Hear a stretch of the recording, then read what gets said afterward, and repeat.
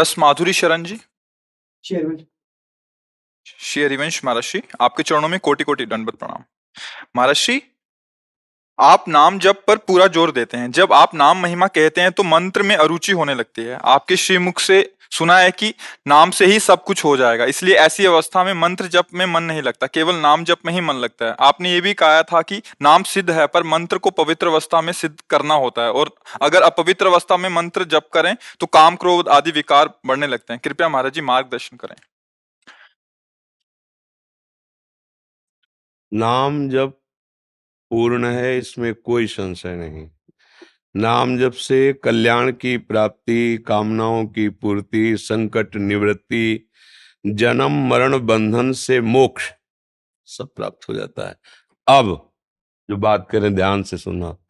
प्रियाजू के समीप सहचरी बनकर उनकी सेवा में रहना, अब बात अलग हो गई। अब इसके लिए जो सहचरियां आचार्य रूप से आई हैं और जो मंत्र दिया है, उसका निरंतर पवित्र अवस्था में और अपवित्र अवस्था में नाम, ये करना ही पड़ेगा, तभी स्वरूप की प्राप्ति होगी। सहचरी स्वरूप, पाप का नाश हो जाना, कामनाओं की पूर्ति हो जाना, रोग की निवृत्ति हो जाना, जन्म मरण बंधन से मुक्त हो, सब कुछ नाम भगवान कर देंगे। और नाम भगवान की कृपा से ही सदगुरु की प्राप्ति होना, और सदगुरु की कृपा से निज सेवा का स्वरूप प्राप्त करने का मंत्र मिलना, और मंत्र की कृपा से स्वरूप की प्राप्ति होना। कल्याण होना और स्वरूप की प्राप्ति होने, दोनों में अंतर है बच्चा, समझ रहे हो ना?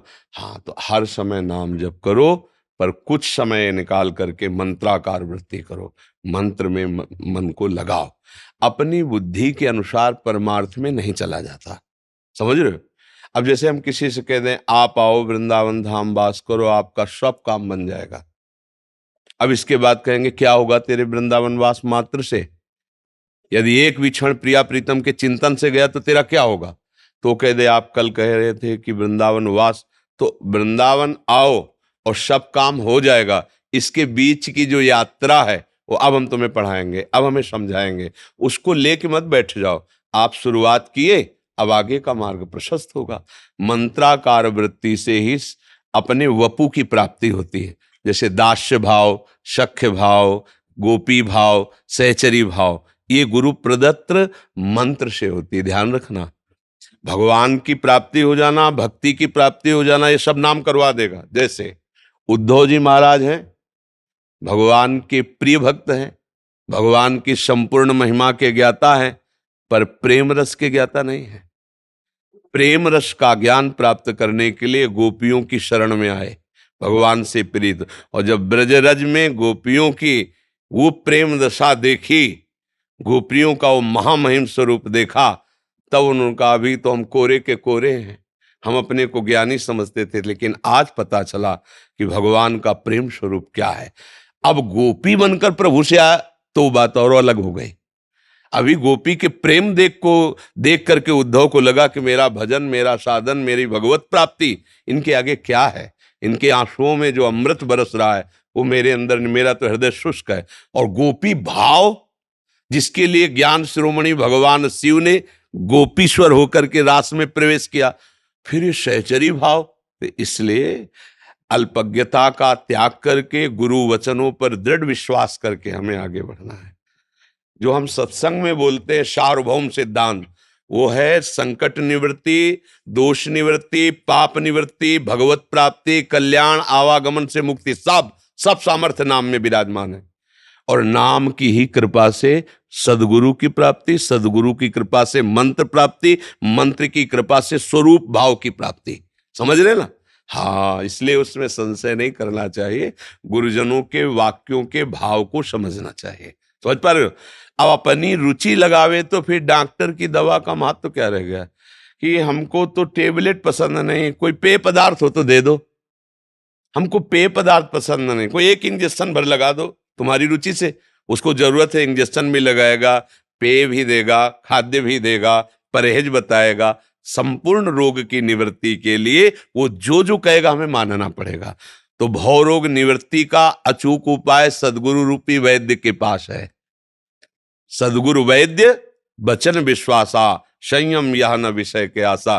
उसमें अपनी बुद्धि। हम डॉक्टर को समझाएंगे क्या कि ये वाला चूरन ये दो, हमें ये पसंद है। वो तो जो दे रहा है आंख मूंद के विश्वास करके हम उसके कथनानुसार चल देते हैं। ऐसे ही श्रद्धा और विश्वास की पूर्ण दृढ़ता गुरुदेव के वचनों में, तो भगवत प्राप्ति, भगवत प्रेम स्वरूप प्राप्ति सबसे है। और याभ्याम विना न पश्यन्ति सिद्धा स्वांता स्तमीश्वरम। अगर श्रद्धा विश्वास नहीं तो हृदय में भगवान बैठे कहाँ अनुभव कर पा रहे हो। श्रद्धावान लभते ज्ञानम तत्परा संहितेन्द्रिया ज्ञानम लब्ध्वा पराम शांति मचिरेणादि गच्छति। श्रद्धावान ही ज्ञान को प्राप्त होता है, ज्ञानी ही जितेंद्रिय होता है, जितेंद्रिय ही आत्म तत्व का बोध प्राप्त करता है, बोधवान ही परम शांत होता है। सिद्धांत से चलोगे तो वस्तु प्राप्त हो जाएगी, और मनमानी में तो फिर मार्ग अलग है, उसमें विश्राम नहीं है। तो मनमानी ना करके यदि गुरुमानी चले तो मार्ग पुष्ट हो जाएगा। गुरुमानी कोई बिरला ही चलता है, मनमानी तो सब चलते हैं। मोहित श्रीवास्तव जी यूएसए से। राधे राधे महर्षि। गुरुदेव, आपके प्रवचन और वाणी सुनने में बहुत आनंद आता है, इसी कारण कभी कभी नाम जप कम हो पाता है। क्या गुरु के वचन सुनने का फल भी उतना ही है जितना नाम जप? देखो, एक बात गंभीरता समझो, हमें भजन परायण होना है। भजन का एक अंग है नाम जप। हम कभी ठाकुर सेवा में हैं, कभी पद गायन कर रहे हैं, कभी रूप के चिंतन में डूबे हैं, कभी भगवान की चर्चा सुन रहे हैं, कभी भक्तों की सेवा में लगे। ये सब भजन ही तो है ना। उसको ऐसा नहीं देखना कि हम भक्त सेवा में लगे तो हमारा भजन छूट रहा है, श्री जी की सेवा में लगे तो हमारा भजन छूट रहा है, वाणी पाठ कर रहे हैं तो हमारा भजन छूट रहा है। एक ही बात है, नाम वाणी जहां श्याम श्यामा तहां, एक ही बात है ना। तो जैसे नामी प्रभु ऐसे प्रभु के भक्तजन, एक ही बात है ना। जैसे प्रभु का ध्यान वैसे प्रभु की सेवा, वैसे प्रभु का चिंतन, वैसे प्रभु का लीला ज्ञान, वैसे प्रभु का लीला श्रवण, सब एक ही बात है। हमारा मन प्रभु से अलग न जाए, हमारा प्रयास ही है। भगवान आदेश करते हैं, अभ्यास योग युक्तेन चेतसा नान्यगामिना। तुम्हें अभ्यास करना कि तुम्हारा चित्त मेरे सिवा कहीं और जाए ना।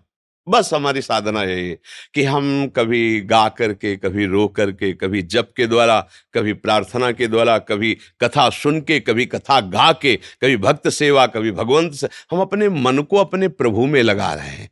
प्रभु में मन लगना ही भजन है। माला जपना भजन का एक अंग है, सर्वांग नहीं।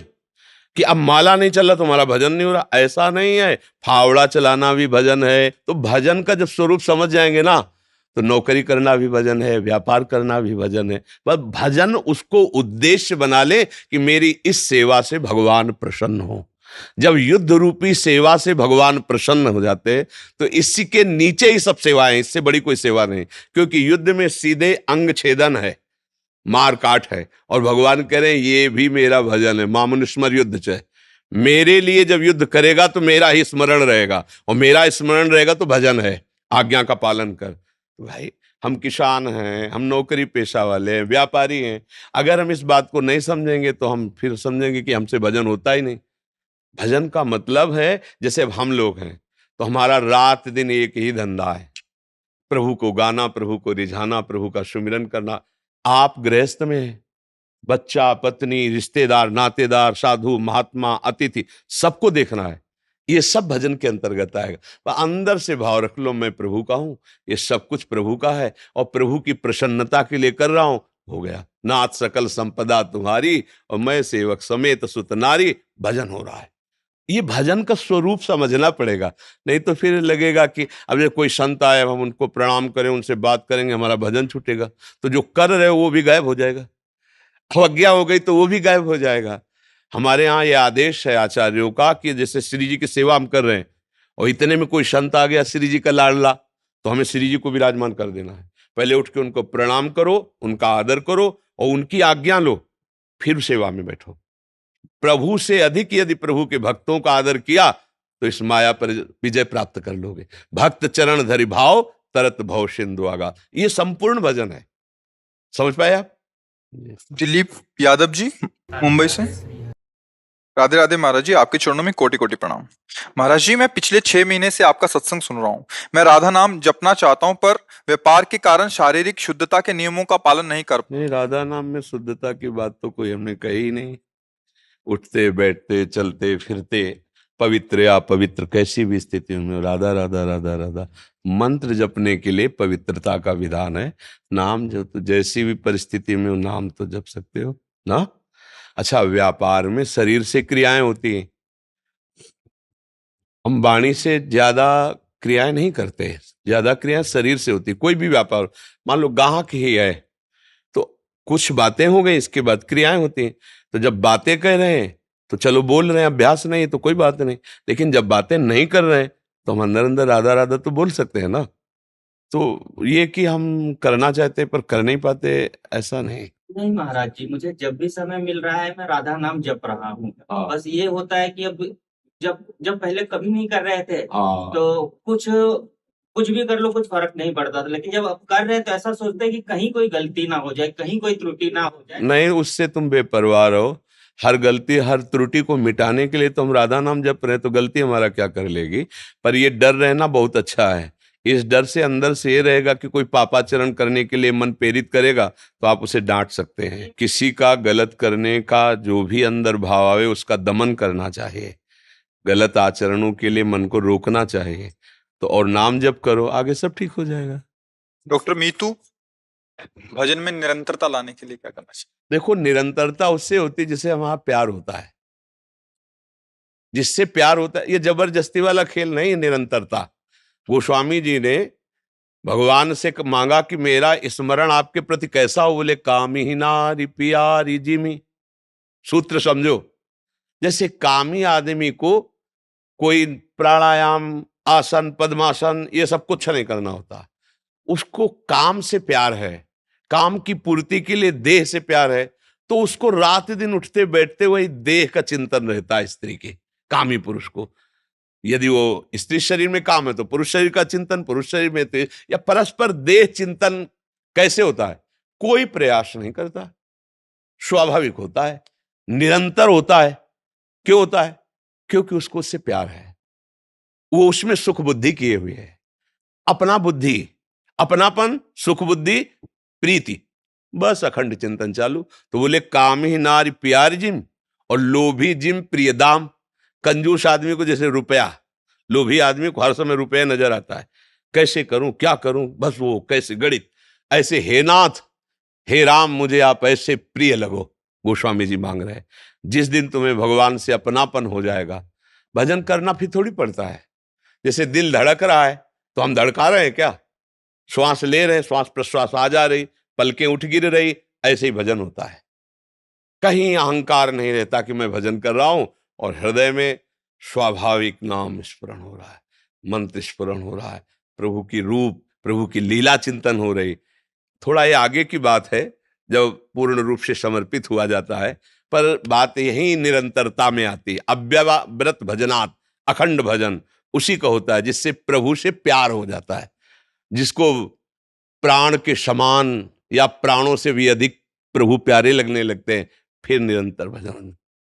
हाँ, जिनके हृदय में भगवान के प्रति प्यार हो गया वो निरंतर भजन करते नहीं है, होता है उनका निरंतर भजन।